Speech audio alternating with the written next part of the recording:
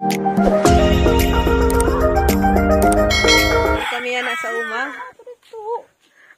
Ibo sarayo pa ganito.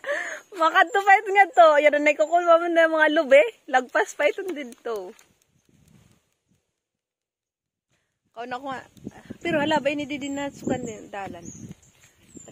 Ito niya. So maninilot kami. Ito na yung pinakalas na ano kasi uwi na kami bukas. Magpakuha ko ng silot kay adi na kami. Sa balay ni Ate Itchi. Ayan daw, ang karabalay. Tarararan. Tara nga din na kay, let's go. Ata kay arayo man nakarakadtuan. Ano, masugod pakit. Uy, masugod pakit nga to. Hindi nagadlakit. Hulton tanala sira. Ayan o, napakaganda dito. Nakaka-relax. Ang daming puno. Siyempre, bukid eh. Ano pa ba?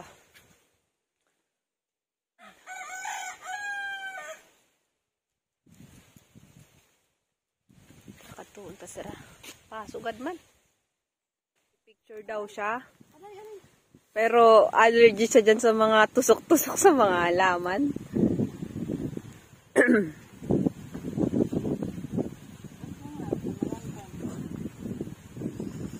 Yan, pipicturean na natin siya ng pinakamagandang pose. 5 4 3 2 1.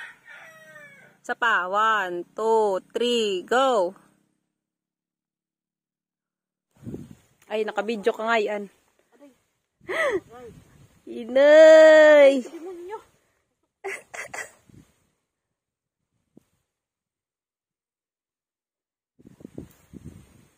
Yan na nga, nakakuha na sila ng buko.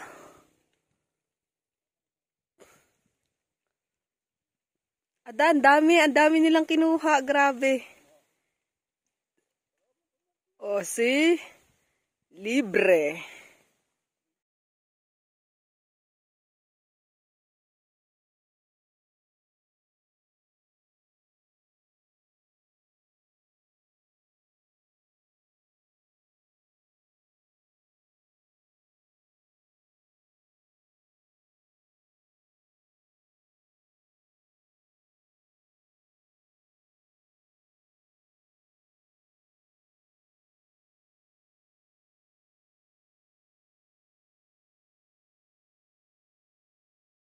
Kasing size mo lang yung buko.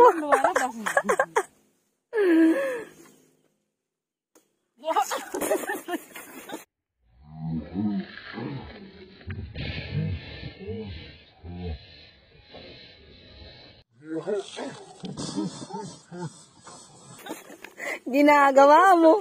Kay ka pa. Kay ka para sa pag-abrilify dun. Di man itong patulis kasi. Hindi lumalabas. Kulbinawan lang na. Talmay.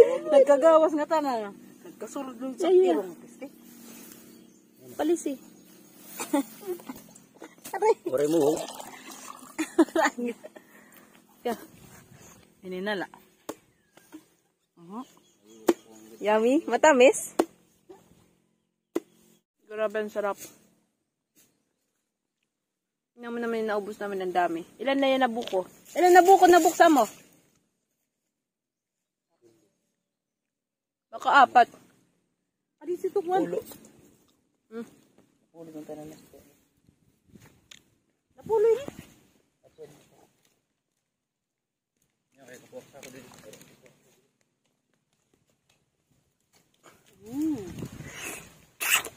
Buhay ka din.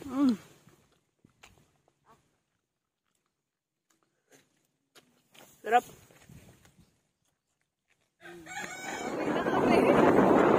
Mission success. Ito. Ang sad na. Mario, sa malisod na yan. Ayun ako no. Pagkita. May paman din dito, mimplang din dito. Ipahulag la. Ipaganon mo lang. Pababa mo lang. Ito lang ang inaano ko. Kapag hinaga.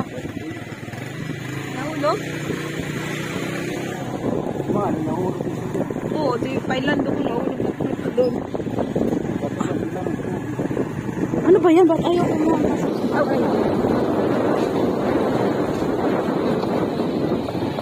Ah.